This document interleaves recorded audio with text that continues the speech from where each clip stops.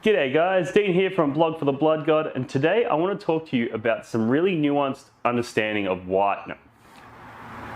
G'day guys, Dean from Blog for the Blood God here, and in the Chaos Space Marine Codex, as you all know, there are 4 different marks of chaos that various units have available to them. So what I want to do today is do a deep dive on the Mark of Khorne and talk about when this is useful, what situations you might want to apply it to, and some baseline understanding of the way that the strength and toughness dynamic works in Warhammer 40k so that you can make that decision on a case-by-case, meta-by-meta basis. So with that being said, we're going to get into the video, but before we do, make sure to like, subscribe, and hit the notifications bell, and make sure you fill that section with comments. The YouTube algorithm really doesn't care too much about subscribing these days. It's more about hitting the notification bell and filling that comment section. So let's get a conversation going down there about when you think it's appropriate to take Mark of Khorne, and when you sort of work it into your lists and how you think it feels, and whether you would like to see a video like this done for the other Marks of Chaos. So with that being said, we're going to get into the video. I hope you enjoy it, and yeah, let's get into it.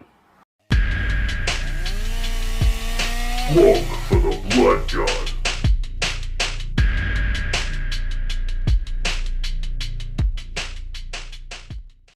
G'day guys, today I want to talk to you about the Mark of Khorne and when it's a good upgrade to give to your unit and when you might want to overlook it.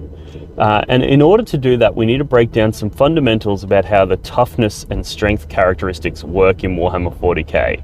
So as you all know, the Mark of Khorne gives you +1 strength to a unit, 15 points, which sounds pretty good, right? Especially on a larger unit where you got like 10 guys and you're like, wow, that's kind of like 1 point each, 1.5 points per model.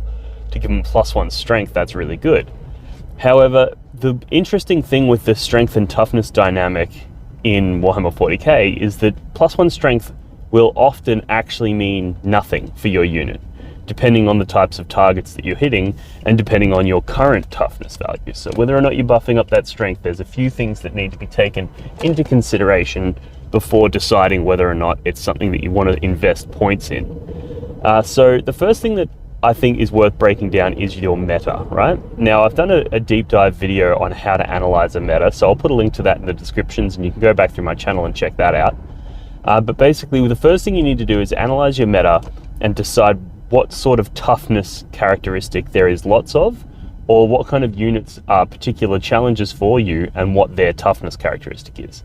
So there's a few ways that you can do this, but basically if you're not familiar with tournaments, you don't attend them very often, the best way to do it is to look back at a previous tournament's results. You can find them online and look at the various armies that performed well at that event, look at the sort of units that they take lots of, and then look at the toughness characteristic of those units, right? And you do that for the top few armies, and you'll get a pretty good understanding of what sort of toughness characteristic is common. And because this varies from area to area, so it's definitely worth going and checking that out in your most recent local tournament. And the other way that you can do it is if you've played tournaments before, you can look at the games that you've lost or the games that you've struggled with, or even the games that were a little too close for comfort that you may have won but only just. Look at those games and then look at the units that the opponent took, the units that maybe you had a hard time shifting, or the units that were a particular problem for you, and then look at the toughness characteristic of those units. And basically, once you've done that, you've done your research and you've gathered a bunch of data, you now know what sort of toughness characteristics you're dealing with. And then you want to look at the list that you're thinking of taking, and the units that you're considering taking, and the strength characteristic of those units. And then you need to work out whether or not adding 1 strength to those units is actually going to be of any benefit. So an example could be your opponent has a whole bunch of toughness 3 models, right? Say it's like a guard infantry. There was another list that did really well with a whole bunch of Grots or Gretchen or whatever, and then there was another army that did really well with a whole bunch of Gaunts. Like it's a toughness 3 meta, let's say, right?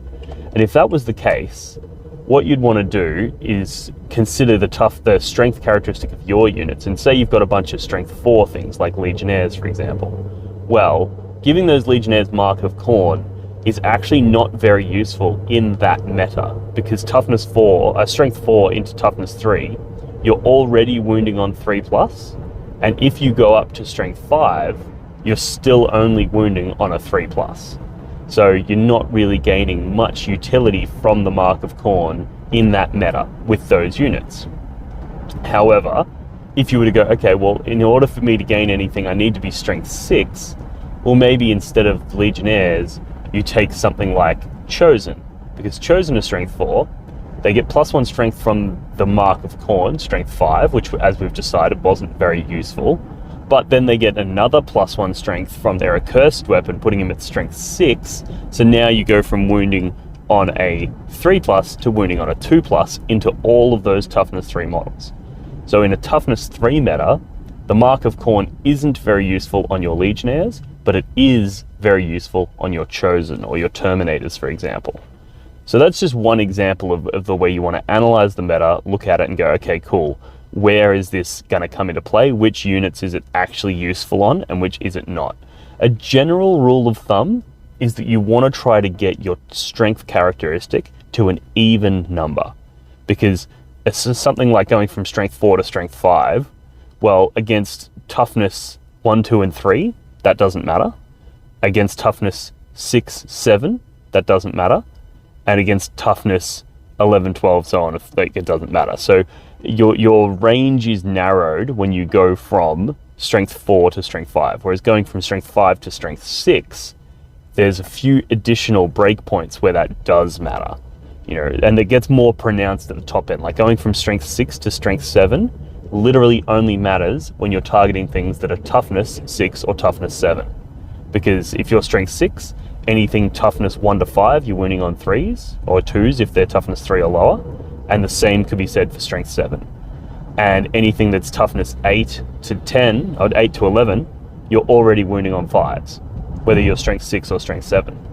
So if you have a strength 6 unit, you would almost never put the Mark of Khorne on it, because going to going from strength 7 is almost always irrelevant. Unless, of course, you happen to find yourself in a toughness 6 or a toughness 7 heavy meta. So if you find yourself in a meta where there's people spamming rhinos and small vehicles and stuff like that, and you're like, wow, I really need to chew through these guys, and I really struggle with all my strength 6 units, well then of course you would want to spend the points to get them up to strength 7. So yeah, the key here is to look at the meta. You really need to understand the meta to decide whether or not the Mark of Khorne is going to be useful. And this is different than the other marks. A lot of the other marks, for example, Mark of Tzeentch, which allows you to essentially ignore the first failed save of each turn. That's pretty good regardless of what meta you're in, Like just being able to ignore saves, it doesn't matter what they're throwing at you. It doesn't matter what unit you are. Being able to ignore damage is always good. Whereas, or Mark of Slaanesh, being able to always fight first. That one's a little bit more useful in a really combat-heavy meta, but I would argue that regardless of where you're located, 9th edition is a very combat-heavy game, because it's all about the objectives and pushing people off objectives and getting on them yourself. So in order to do that, it's really important to have combat elements in your list. So especially the heavier the terrain, and these days we're seeing a lot more terrain and a lot more events. So I think Mark of Slaanesh is another one of those that's just pretty much always going to be useful to some extent. And the same with Mark of Nurgle. Mark of Nurgle has a similar situation to Mark of Khorne in the way that it plays with that strength and toughness breakpoint. So it really does matter on whether or not you take it based on your meta. And obviously there are a few other things that Mark of Khorne provide which do make it worthwhile having at least 1 or 2 units in your army with them. So one of the things that it provides is access to a stratagem that allows you to deny a power on a 4+. And this is really, really freaking good.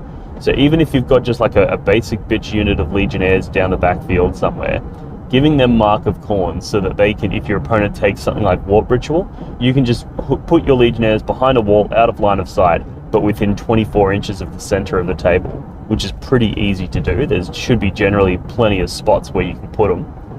And then every time your opponent goes in to do that Warp Ritual, you can try to deny them on a 4+. So, or if they've got a really clutch power, like maybe they're going to try and use Pact of Flesh to regenerate a model, or maybe they're trying to doom and jinx something so that they can kill it, Being able to deny those powers on a 4+ is really, really powerful, and it'll often really mess with your opponent's game plan, because you can tell them that, you know, I can deny your power from these Legionnaires. So now they'll try to move away from your Legionnaires so that they're outside of your deny range, which means that it's giving you some degree of agency over where your opponent puts their models. And being able to do those sorts of things is one of the main keys to success. Being able to control what your opponent does is so powerful, because everybody gets to control what they do, but the second you can control what you do and some amount of what your opponent does, your ability to leverage that into a win goes up exponentially. So Mark of Khorne is really good in that regard, and also it has the stratagem that does 6s to hit auto wound, which is also often quite powerful especially when you're targeting something that's really, really tough. So there's a few other utility pieces to Mark of Khorne, but the main thing that people take it for is that plus strength. And yeah, like I said, you want to try to do it, generally speaking, to bring yourself to an even number. So if you've got something that's, you know, maybe it's a Master of Executions, and he's going in, he's got +3 strength on his blade or whatever, he's strength 4, so he's going into strength 7. If you go, oh, Mark of Khorne makes him strength 8, that's actually huge, because going from strength 7 to 8 means now you're wounding toughness 4 things on a 2 instead of on a 3. You're wounding toughness 7 things on a 3 instead of a 4. You're wounding toughness 8 things on a 4 instead of a 5. And toughness 4, 7, and 8 are all very common, regardless of what meta you're in. They're very common profiles, because your standard sort of infantry marine type guy is going to be toughness 4. Your standard basic small vehicle is going to be toughness 7, and your standard big chunky vehicle is going to be toughness 8. So being able to get essentially +1 to wound into all 3 of those toughness values is very, very powerful. So if you can go from toughness 7, strength 7 to strength 8, that's amazingly powerful and easily worth the 15 points. And the same goes for, you know, all kinds of units have this access to this ability to increase their strength, which increases your damage output massively. And sometimes increasing your damage output can sort of work as a defensive mechanism as well. Because if you go, cool, I've got a Disco Lord and he's going to go in at strength blah blah blah and he's going to do massive amounts of damage, right? Your opponent is likely to try to either avoid him, which is in your advantage, or they're going to sink lots and lots of shots in to make sure that they kill him, which is going to keep your other stuff alive longer. So that's a really powerful little mechanic where you can go, cool, this Disco Lord does massive amounts of damage, but he also, say he has Mark of Khorne, but he has Gorget of Hate, and he has one of the Warlord traits that gives him the Feel No Pain, right? I can't remember what it's called. So you go in, he's got Mark of Khorne, he's got the big chain glaive, he's going to do massive amounts of damage, so you throw him forward. And now your opponent could ignore him and pick off a whole bunch of your Legionnaires and Possessed and Chosen and just kill a whole bunch of your little weak stuff. But they're going to be so terrified of this Lord Discordant that they're going to sink every bullet that they have into trying to kill him. And with that Gorget of Hate and the 5-up Feel No Pain, it's actually going to be really hard for them to put him down. And they're going to sink more shots into him and get less value out of each one of those shots than they would have got had they targeted your weaker units, your softer units. So having that extra Mark of Khorne on him can instill fear in your opponent, because they'll be like, wow, he's going to go in and he's going to kill my stuff, oh no. And then they go, okay, cool, they'll target him and try to put him down. And they waste their time, they waste their bullets, and it provides effectively a survivability buff to the rest of your army. So that's another way that you can sort of view Mark of Khorne as providing utility to your army. And of course the last one is that it also offers access to Zal the Wrathful, which is the Khorne demon weapon, and the Talisman of Blood, which is the Khorne other relic. And both of them are pretty good relics. They're in their own respects. Like being able to heroically intervene 6 inches from the talisman, that's really, really good, because it means you can put something like a Disco Lord on an objective marker and your opponent can't steal it from you. They can't just walk over and touch it, because if they do, you're going to be able to heroically intervene into them. And they can't even come close, because a 6-inch heroic means that you could effectively get from one side of the objective to the other. So really, really strong. And then Zal the Wrathful, the Relic, is also really, really strong. It adds plus D3 damage to your attacks. This is really strong on almost every character. Not so much on the Master of Executions, simply because his whole shtick is that when he rolls a 6 to hit, it does 2 mortal wounds and the attack sequence ends. So if it's doing that, then you don't roll for damage, and therefore you're not doing that additional D3 damage. So it's a little bit less useful on the Master of Executions, that Relic. But it's really, really useful on a lot of other characters, and you can make some seriously scary beatstick characters with that Relic. And in order to get that Relic, you need the Mark of Khorne. So all in all, I think the Mark of Khorne is actually an extremely valuable upgrade that we have access to, but it's really important that you are considerate and pay attention when applying that buff. Don't just apply it to anything because fuck it, why not? Look at the meta, look at the things that you struggle into, look at the units that you have a hard time killing, and then make the call on whether or not Mark of Khorne helps you into those units. Some good examples I've given so far, but there's plenty more, like for example Knights, their toughness 8.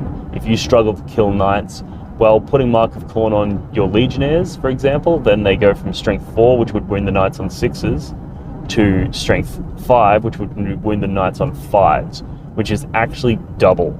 That's actually a double amount of damage, because instead of 1 in 6, you're getting 2 in 6, which is huge. Going from wounding on 6s to wounding on 5s is massive. And then you could, on top of that, you could apply Veterans of the Long War, because this is a plus strength. It doesn't need to, it can stack with a plus to wound.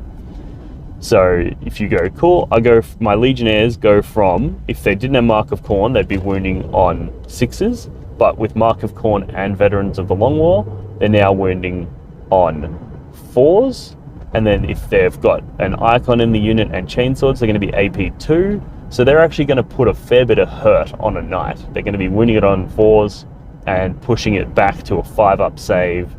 That's actually quite powerful. So there's a few things that you can do like that, but this is obviously all meta dependent. If you were struggling to verse Knights, you probably wouldn't put Mark of Khorne on your Chosen, for example, because they're already strength 5, so they don't need to go to that strength 6, because that's not going to provide any utility into any of the units in the Knight army. So you really need to, first thing, and it's really important that this is done correctly, is analyze your meta. Even if it's just there's this one guy that always goes to your fucking tournaments and he's the one that always beats you. Every time you verse him, he beats you. You know, you beat everybody else, or at least you have, close games with everybody else, but you really struggle to verse that guy. And maybe he's a Knight player, in which case you can sort of build your list so that you're building in the Mark of Khorne to give you an edge against Knights.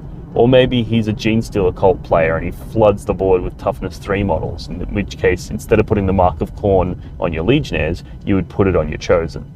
So there's lots of little ways that you can look at the Mark of Khorne, but generally speaking, the key here to success is analyzing your meta, figuring out what toughness values are the main thing that are going to cause you grief, and then working out which ones of your units would benefit from +1 strength based on the toughness characteristic of the meta.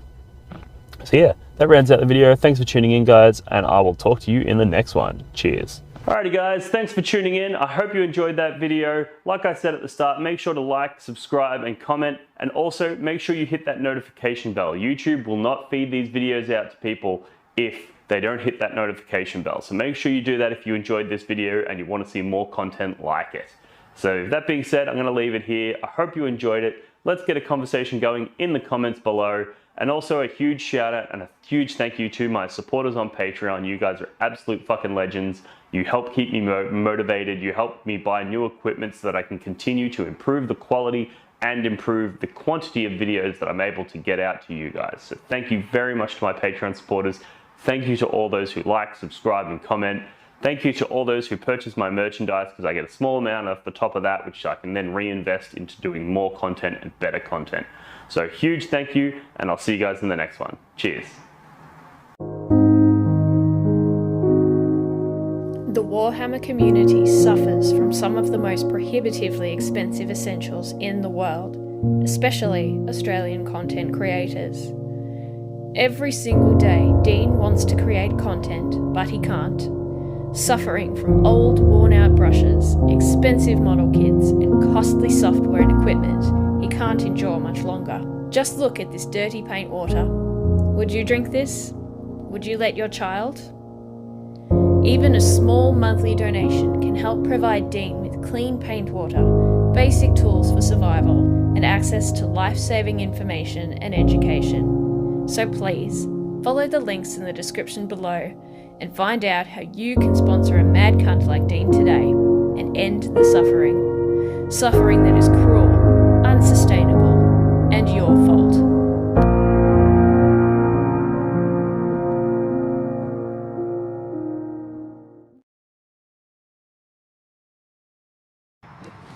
Do your objective markers ever get lost behind terrain or other models and become difficult to see? Do they ever get bumped and accidentally moved during a game? And do they ever spark arguments about distances? Well, not anymore. Introducing the blog for the Blood God, not even remotely patented neoprene objective markers. Made from the same material as astronaut suits, or maybe military equipment, or probably neither of those things, this 2mm thick neoprene synthetic rubber is tear resistant, water resistant, and is designed to last. But that's not all. The blog for the Blood God, not even remotely patented neoprene objective markers come in a variety of different designs and styles to suit any faction represented in the Warhammer 40,000 universe. These objective markers are a perfect gift for yourself or a friend, and are a perfect way to flex and show your opponent that not only are you a smarter, cooler, and better 40k player than them, but you also have more disposable income than they do. For the low price of $25, you'll get not one, not two, but 6 neoprene objective markers, perfectly designed for 9th edition Warhammer 40k. But wait, there's more. For a limited time only, people who sign up on Patreon to support Blog for the Blood God as a Skull Champion tier $5 per month member will gain access to a custom design service where I will design a unique logo to support their gaming club, like the one I did to the left here for the Potato Farmers local gaming club here in Melbourne. Follow the links in the description of this video to pick up your set today.